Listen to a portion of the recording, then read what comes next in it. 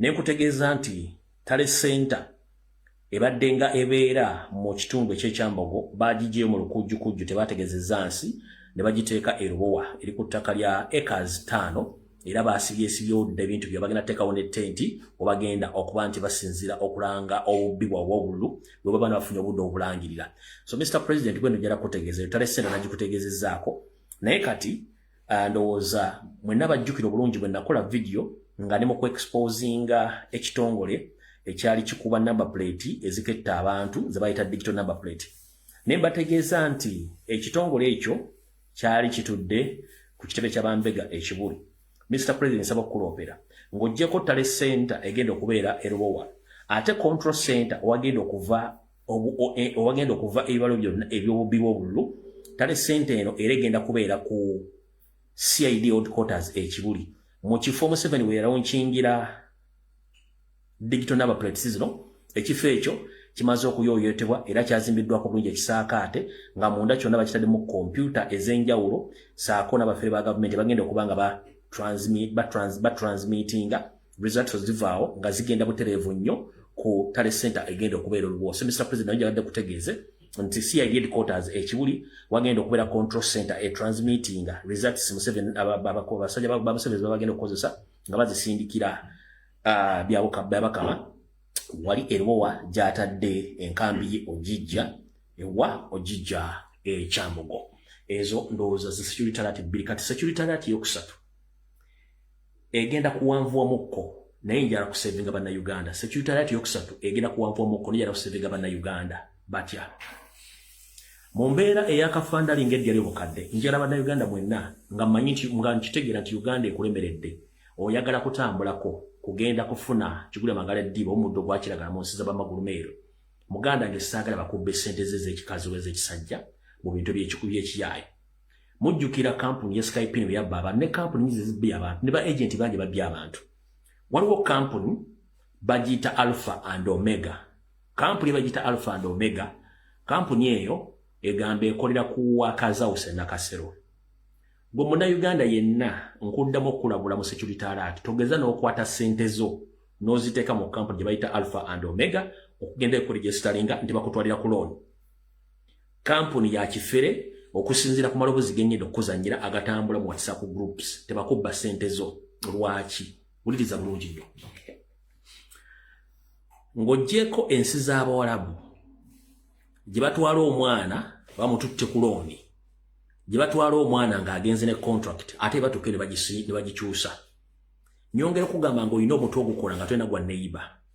Teri nsi ensi gye bayita America, gye bayita Canada, ensi gye bayita Bungereza n'ensi za Europe gye bajja omuntu yena mu Africa ng'ogendedde ku working visa nga ne contract yogirina nga n'omulimu ogulina. Teriyo. Tewabawo recruitment company yonna nga Alpha and Omega ekugamba nti egenda kutwala Canada ekufunira ova Uganda ng'olina omulimu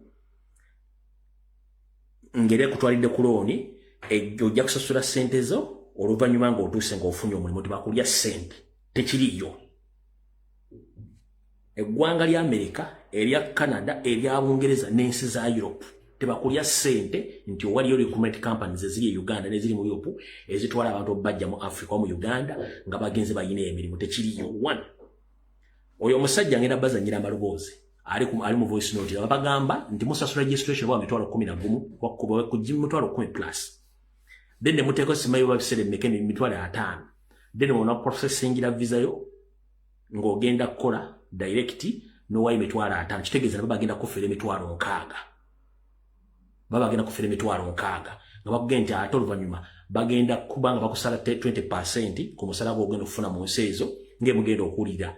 Nze omulimu gwa kutaasa bannayuganda tebageza ne bakufera nti waliwo kampuni esobola okutwala ng'olina omulimu e Canada oba mu America oba Bungereza oba European countries. Teriyo. Tokwata ssente zo. Njala muliza voice note zino ziri 2 zokka njoke mbate tugende ku video yatuleese. Mbaga security alert zigenda kuwanvuwamu neewuliriza bulungi nnyo. Alpha and Omega recruitment agencies. Tukubuuzaako weebala okubanga osazeewo okutambula naffe ku kibanja mpola. ekyetaagisibwa olina okuba n'emitwalo 15,000 eza registration, saako emitwalo 55 eza paperwork. Nga bwe twabagamba tutwalira ku loan n'otusasula kibanja mpola, n'otusasula ng'olredde oli ku mulimu. Sente za input zonna osasulira ku mulimu. Sente zeetaagisibwa mitwalo 15,000 eza registration n'55 eza paperwork, nga zikwata toto ya mitwalo 7,500. 15,000 gataka 5,500 emitwalo 7,500 toto wa sente ezo. Sente zosasulira ku loan olredde ng'oli ku mulimu, ng'oli mu kukola, giri mitwalo ziri ye input yenna. Input abeera wanjawulo okusinziira ku nsi gy'ogendamu. Input abeera wanjawulo okusinziira ku nsi gy'ogendamu. Nja kuwa example. Canada input wa milioni 10 zosasulira ku loan already ng'oli mu Canada nga oli mu kukola. Input wa Canada wa milioni 10 zosasulira ku loan already ng'oli ku mulimu, ng'oli mu kukola. Sente zosasula nga tonnagenda mitwalo 15,500 n'5,500. Then milioni 10 zonna zosasulira ku loan already ng'oli ku mulimu, nga oli mu kukola. Ojja kwebuuza sente ezo ozisasula otya era ziggwayo zitya era ziggwayo mu bbanga ki?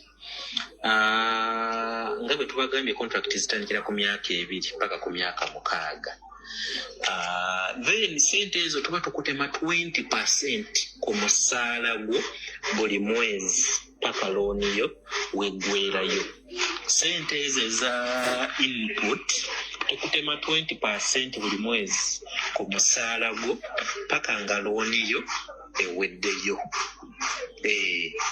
Tukutema 20%. Nja kuwa example. Omusaala gutandikira ku milioni 7 kitundu paka milioni 17. 7 kitundu paka milioni 17. Kitegeeza tugambe ogenze nga Kirine Canada ofuna milioni 9 omwezi. Kitegeeza mu myezi nga 5 ku 6 loan yaffe y'emilioni 10 ebeweddeyo nga tetukyakutema sente zonna, kuba tuba tukutema 20% buli mwezi. Emirimu waliwo egy'aba caregivers, hotel ushers, farm workers, trucker drivers, cab drivers, security guards, kitchen helpers, factory workers, then fruit packers, mingi n'emirala. Tutwala mu Europe mainly. Tutwala mu Europe, tetutwala Buwalabu. Bwagala ogende Buwalabu tetujja kuyamba.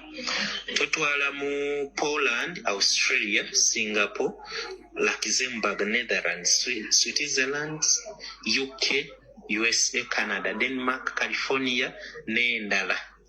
Kisinziira ogenda mu nsi ki era kisinziira gwe nsi ki gy'oyagala.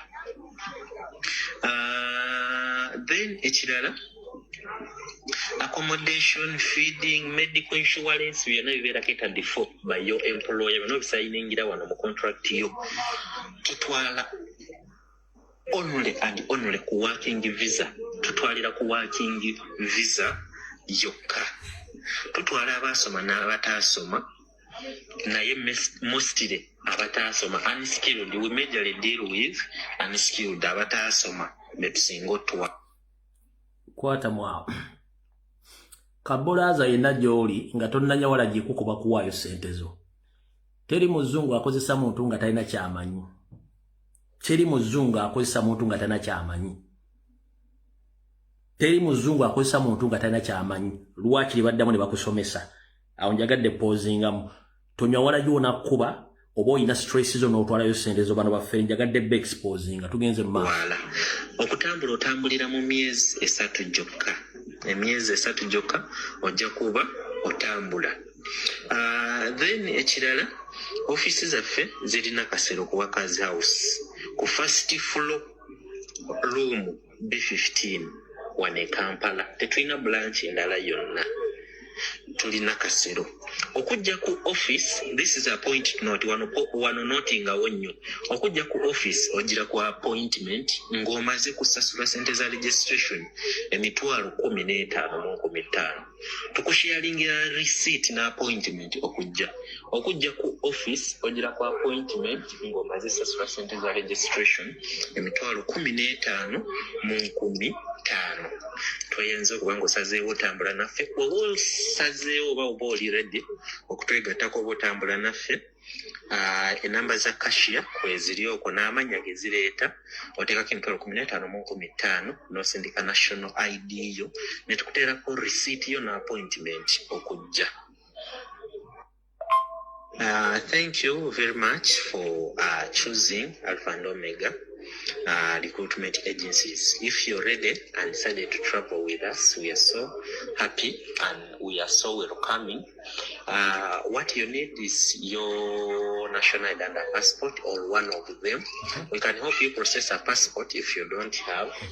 Then the money you need, or the money paid, is registration fee 155,000 shillings and paperwork fee 550,000 shillings, making it a total of 705,000 shillings.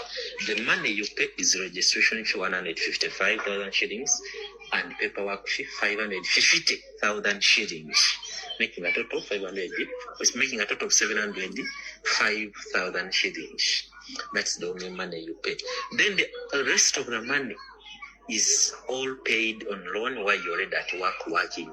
That is the input. All the input, including all travel charges, are all paid on loan while you're already at work working. We mainly deal with Europe, that is Netherlands. We deal with Canada. We deal with Luxembourg. We deal with Switzerland. We deal with UK, USA. We deal with Denmark. We deal with California and other countries. Other jobs are available currently. They are caregivers, trucker drivers, cab drivers, caregivers, security guards, cleaners, fruit packers, and so many others. We only and only take on a working visa. We only and only take on a working visa. We take from 18 years to 55 years. Contracts start from 2 to 5 years, depending on the client's offer. Medical insurance, accommodation, and feeding are all catered by your employer. Salary ranges from 7.5M to 17M, depending on your offer or on a client's offer. We mainly deal with unskilled work. We rarely deal with skilled work. We mainly deal with unskilled. Akugambye bo bafa nnyo ku muntu atalina kyeyasoma kyamaanyi kyamanyi gobaagala. Kitegeeza omuntu ali skilled oba alina obumanyirivu mu kintu tebakwetaaga, beetaaga mbatazaane tezitalina kye zimanyi, unskilled workers. Mukategedde bulungi, bo badiringa nnyo n'abantu abali unskilled. Kugamba bakimanyi bulungi nnyo bannayuganda basinga obungi. Basomye okuva ku P1 mpaka ku senior 6 nga tebalina kintu kyonna kye basomye mu technical schools. N'abali ku university nga tebalina kye bamanyi wadde yafuna degree. Kati abantu abalina skills abantu abasomye mu technical nga balina abo baagala omuntu nga tolina ky'omanyi mu bulamu bwo nga gwe tolina ky'omanyi tolina kye wasoma bo kyayagala wono gwagamba ono. Unskilled work. Then the other thing is we are located at Workers House, Nakasero, first floor, room B15 here in Kampala. First floor, Workers House, room B15 here in Nakasero, Kampala. Coming to office is on appointment after paying registration fee 155,000 shillings. We share you a receipt and an appointment to come to office. If you're ready to travel with us, our cashiers numbers are in the above messages indicated, plus their names they bring. If you're ready to travel with us, you just send a registration fee 155,000 shillings. Then you send your national ID. After, we shall share you a receipt and an appointment to come to office. So if you're ready to travel with us, this is the chance you have to go and work on loan. This is the chance you have to travel and work on loan when you have paid this. I've told you all the input is paid on loan when you're ready at work working. I will give you an example. Canada input is 10M paid on loan while you're ready at work working. So we deduct 20% monthly of your salary until the loan is covered. Meaning, if you go say to Canada and you're working as a cleaner, getting a salary of around 9M, and we are deducting 20% monthly, in around or about 5 to 6 months, the loan will be covered and we shall not be deducting any amount any further when our loan is covered. That is it. Contracts start from 2 to 6 years, depending on your offer or you as a client what you want. So if you want to travel with us, that's the chance. Follow the procedure and do the required. All right, Mr. Conman, I would like to inform you that we are here to expose all the wrongdoings of conmen in Uganda who cheats on vulnerable Ugandans who can't access information from the mainstream media, including on social media. Please go and call your mother or your grandfather. You have a family, but please leave Ugandans alone. Gendo be mama wachitao mulekera okuba bana Uganda. Lwaki nkawadde obudde? Abaana bangi nnyo mujja nnyo mu inbox yange banzibe ngambye nno leka ntwale eddakiika zange 10 mbateera amaloboozi gano mbabulina ebikolwa by'abasajja bano mulekerawo okufiirwa ssente za mu bintu by'ekisiru. Ekyo kyolwani kye bakoledde nga mmwe mutegedde bulungi nnyo, awo simuddamu. Alright, kati akatambi katandise era njala tutandikire obutereevu. Ntandike ntya? Tutandike bwe tuti. Wenzijidde ku mutimbagano nga already omukka omweru gumaze okufuluma. Ngaffe abakulyako mbajjajjaffe mu byalo twafumbiranga biyungu ebyenku. Wattu ogenda okumala okufumba emmere nga agamyuka akasolo ge gamyuse n'omutezi. Ndi mu Luganda. Edda ennyo ffe twakulirako mu byalo era twasenyanga enku ne tukola emmere ne tumala ogikola ne tugiteekateeka tugisaanika ne tugiteeka ku kyoto ne tukumamu omuliro. Kati munnange emmere oyina ogikumamu omuliro okuseesamu okwongeramu enku naye omukka guli bambi gukumyusa amaaso. Abaganda otugambira nti agamyuka omutezi ge gamyuka n'akasolo. Bigenza okuggwa nga mu nteekateeka namutayiika ey'omukka bwe tubale tulinda nga bakansala emitendera gyonna egy'abakansala bakulembeze ku mitendera gyala ku councils okuva ku bakansala LC3 mpaka ku LC5 gifulumisa ku ne bakyamana ba LC5 byonna zifulumye. Naye nga bigenza olwaleero mulimu abafunye essanyu, mulimu abatafunye essanyu. Bibeerawo. Mu butafuna ssanyu mubaddemu abeemulugunyiza. Ngenda bagamba ekigambo kimu. Abeemulugunyiza mwenna ku ngeri ki omukka gye gufulumye ngenda kusaba mu nkola ey'ekiyigirivu oba ey'ekiyigirize oba omuntu omuyigirize oba omuyigirivu, ngenda kusaba okole ekintu kimu. Olwaleero n'olwaleero n'olwomukaaga okutuuka ku Mande office zigenda kubeera nzigule n'olwokubiri. Mugende mutwale okwemulugunya kwammwe nga kuwandiike bulungi nnyo nga muwakanya ebyo ebivudde mu kugaba kaadi mu okusookera ddala ayogedde ku baregisitwa b'ekibiina kya NUP bagambye nti abadde asaba pulezidenti nti wekiba kisoboka abasinga obungi abakyuse bakozeeko kye bakoze, nti abasinga obungi bano bamala ddo bayitayitamu nga bagenda okubanga oba oliyawo balemererwa okukola omulimu gwa nnamaddala bakole ebyo ebisanyusa abantu baabwe. Mbu balina abantu baabwe bo nga bo be baagala oba oliyawo abaabawamu ekibaabawamu basobole okuba nga oba oliyawo basuula ekibiina kya NUP. n'agamba nti mutunulemu nnyo, tunulamu nnyo, era ekyo ekintu akikkattiriza nnyo n'agamba nti ye talina gwawagira, naye ye ali ku mukulembeze kubanga ye kyekikulu ffenna kye tulwanira. Naye n'agamba tunulamu, abantu bano oleme okuba nga baleetwawo obuzibu, nti ate bwe banaakola ensobi kino kijja kuba kireetedde ekibiina ekizibu ate nga kiteeka ekibiina mu katyabaga.